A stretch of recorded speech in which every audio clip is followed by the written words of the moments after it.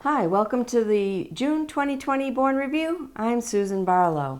In this episode, we'll see who are the winners at last month's town election.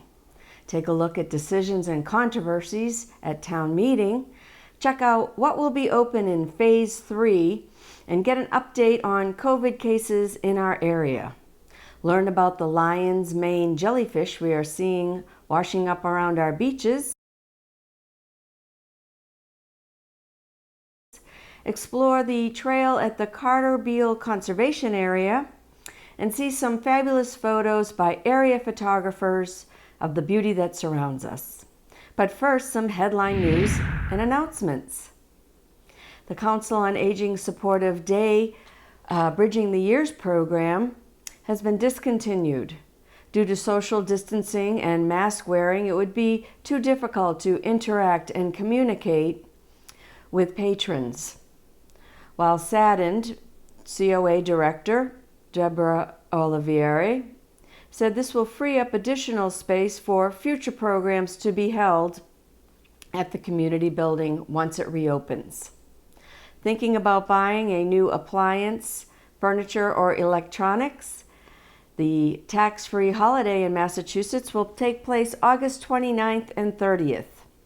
FYI, the following do not qualify for the tax exemption: meals, motor vehicles, motor boats, telecommunications services, gas, steam, or electricity, tobacco products, marijuana or marijuana products, alcoholic beverages, and any single item whose price tag is more than $2,500. Massachusetts enters Phase 3 on July 6th. The funding to replace the Bourne and Sagamore bridges is one step closer to a reality. Now for our top stories. Bourne voters went to the polls on June 23rd with the following results. Judith Froman was re-elected to the Select Board with 943 votes, while Gary Maloney received 602 votes. Don Picard ran unopposed and will continue as our town moderator. The planning board has remained unchanged with the re-election of Jean Arovitz, Liz Brown, and Sarah Goldstein. The Bourne School Committee saw a return of incumbent Steve Strungy. Brian Bagdonas was elected and Sandra Perry. Kathleen Peterson and Stanley Andrews were re-elected to the Board of Health. Kathy Fox Alfano was elected to the position of library trustee, along with write-in candidate Christina Produce. Chris Farrell was re-elected as the veteran trustee of the Bourne Veterans Memorial Community Building. Gregory Felino was re-elected to the Board of Directors to the Bourne Recreational Authority, and Frederick Bartholomew was re-elected to the Bourne Housing Authority. And now for the COVID-19 update. Here are the current coronavirus numbers for area towns. Barnstable, 365, Bourne, 155, Falmouth, 202, Mashpee, 63, Plymouth, 605, Sandwich, 93, and Wareham, 211. Charlie Baker announced that on July 6th, Massachusetts would be entering Phase 3 of the reopening plan. Most notable is that the maximum size of gatherings has increased. Indoor gatherings will be able to top out at 25 people in one room, though no more than 8 people will be allowed together in one room per 1,000 square feet. And outdoor gatherings will be able to host 100 people at a time, but no more than 25% of a facility's capacity. Museums and historical and cultural sites will be open. Gyms and health clubs will be reopened, but this phase does not include saunas, hot tubs, or steam rooms. Some indoor recreational activities that don't have much potential for high contact, like casinos and gaming floors, will be reopening. Professional sports without spectators and following league-wide rules. Limited organized youth and adult amateur sports programs, activities, indoor and outdoor for all ages. Indoor recreational and athletic facilities for general use will be open. Indoor batting cages, driving ranges, go-karts, bowling alleys, arcades, laser tag, roller skating rinks, trampolines, and rock climbing will all be open. Bus tours, duck tours, harbor cruises, and whale watching and other organized tours will be reopened, but with guidelines. For a complete list, visit www.mass.gov/COVID-19 updates.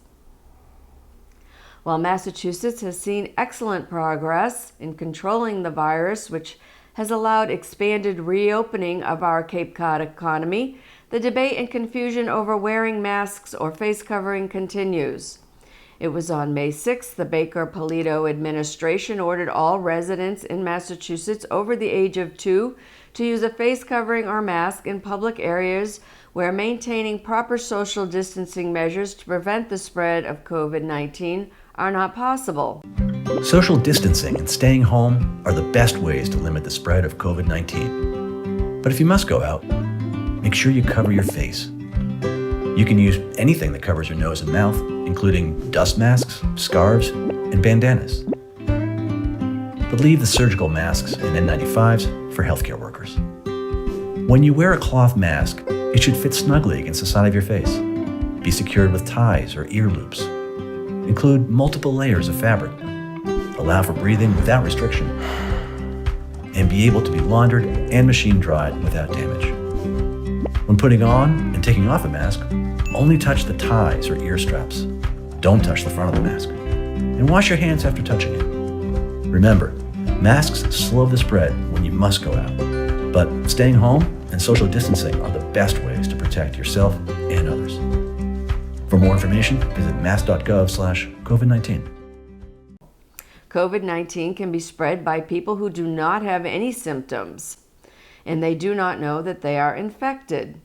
That's why it's important for everyone to wear a cloth covering in public settings and to practice social distancing when possible. When you wear a mask, you are protecting other people that you come in contact with.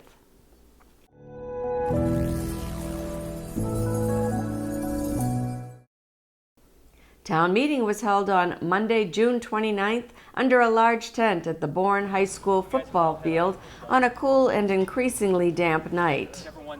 About 197 residents turned up for the meeting. Voters approved a fiscal year 2021 operating budget of $70,373,266, an increase of 2.47% over the previous year. Voters approved Special Meeting Article 1, the purchase of 6.3 acres of land in Gray Gables for $340,000 with frontage on the Back River that provides recreational access to the river. This purchase helps protect an environmentally sensitive area and fits into both the open space plan and the local comprehensive plan. Barry Johnson, when answering a voter's question as if there was any specific recreational use planned for the parcel, replied that nothing specific had been planned, but community input would be requested at a later date.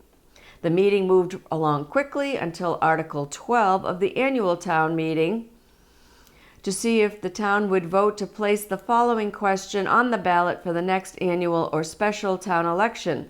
Shall this town withdraw its membership from the Mass Bay Transit Authority or take any action in relation thereto?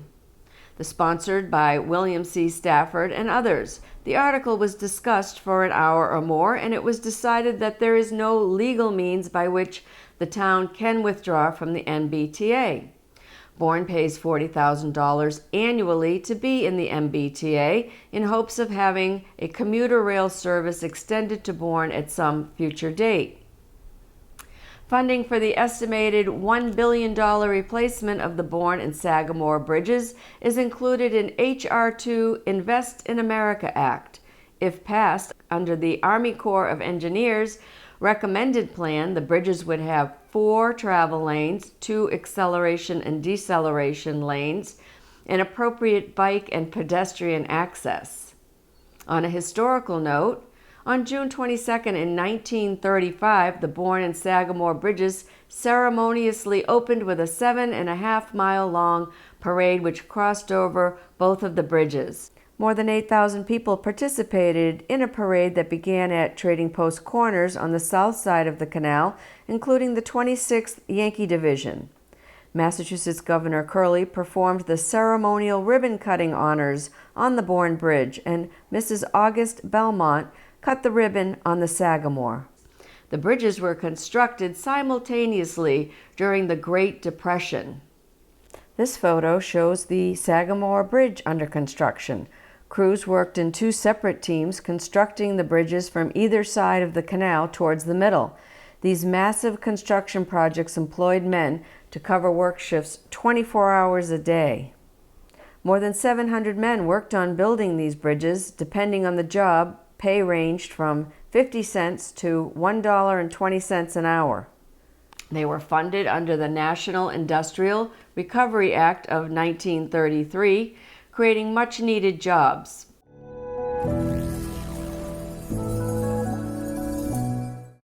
A shout out to Jan Sudol for this video of a lion's mane jellyfish in between Scusset Beach and Sagamore Beach.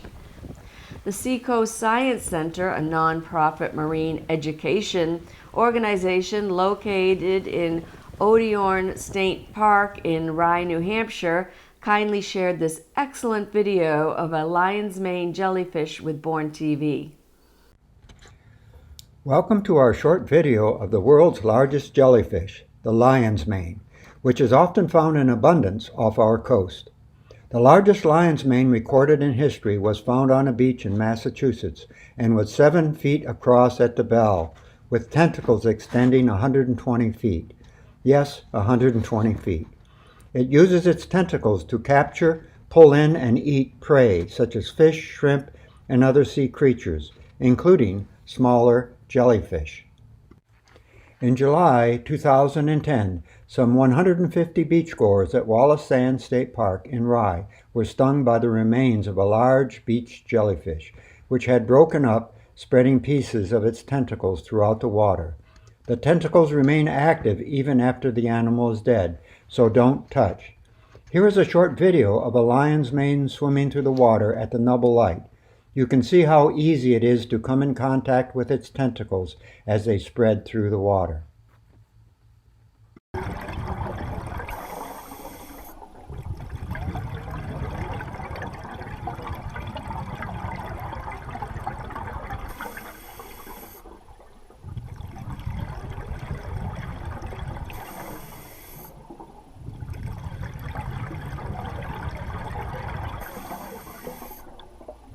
This unusual length, longer than a blue whale, has earned it the status of one of the longest known animals in the world. The high seal population on Cape Cod attracts hungry sharks. The Atlantic White Shark Conservancy tagged 3 great white sharks on June 17th. To keep track of shark activity in your area, download their app called Sharkativity. Here is a peek at the last day of school parade at the Bourne Intermediate School. On March 16th, Governor Baker ordered schools closed due to the coronavirus. Educators, parents, and students had to quickly adapt to a new system of remote learning. Hats off to them. Hi everybody, want to thank all the families and staff for coming out today. A great way to end a very difficult year.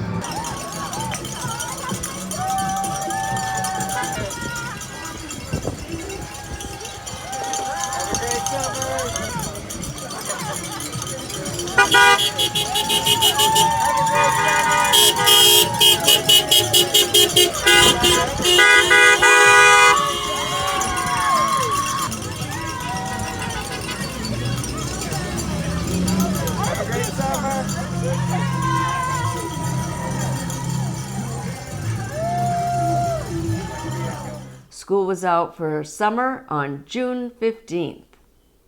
Here's what's happening downtown. A new 2-acre parking lot for Mass Maritime students will be created in what is called Bourne's Downtown Core, or DTC, an area that has seen some gains in the redevelopment of Bourne's downtown. Located across from Town Hall and adjacent to the Hampton Inn, it's the first parcel on the left coming from Perry Ave onto Kendall Ray Place. It's considered one of the most desirable parcels for restaurant or retail development and a potential generator of future tax revenue for the town.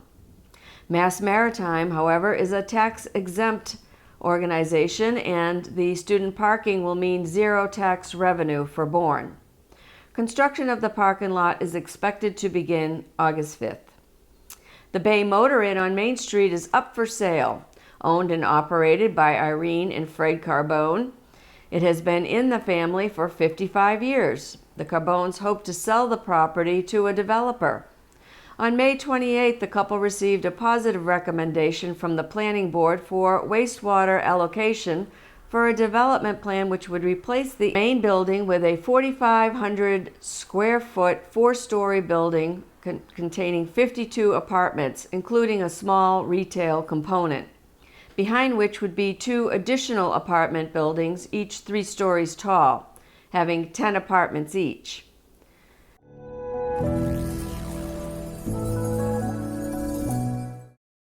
Here's an update on services. iSwim is open 7 days a week from 7 a.m. to 3 p.m. Dorothy's, however, remains closed. Once again, iSwim is selling rain barrels. The $79 barrels can be ordered in your choice of color at greatamericanrainbarrel.com/community or email info@tgarb.com or give them a call at 800-251-2352. Prepay your rain barrel and pick it up on Saturday, July 11th from 9 a.m. to 11 a.m. Reminder, there is a voluntary watering ban in effect for Bourne. Please water before 7 a.m. or after 7 p.m. The community building is closed, but you can still order drop-and-go meals by Sid's Kitchen. To place an order, call the Council on Aging at 508-759-0600, extension 5227. Your order must be placed on Friday for the following week. Meals are delivered on Thursdays. Friends of the Bourne Food Pantry are asking for monetary donations during the pandemic. Monetary donations may be made out to the Friends of the Council on Aging and mailed to P.O. Box 144, Buzzards Bay, Massachusetts, 02532. Clearly mark the donation as for the food pantry. The Monument Beach Puller Club had a very successful food drive for the pantry at the Monument Beach on June 28th. It marks the halfway point to the Polar Plunge held at Mo Beach each New Year's Day. The non-perishable foods will be delivered to the pantry as soon as they are accepting food donations again. If you are in need of Meals on Wheels, please call Elder Services of Cape Cod at 508-394-4630. Here are some beautiful photos by area photographers showing the beauty that surrounds us.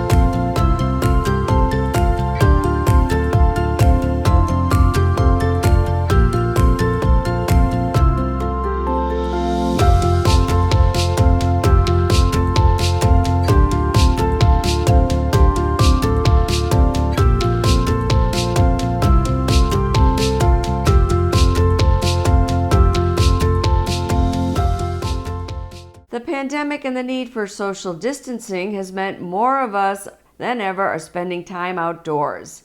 getting out in the fresh air and exercising.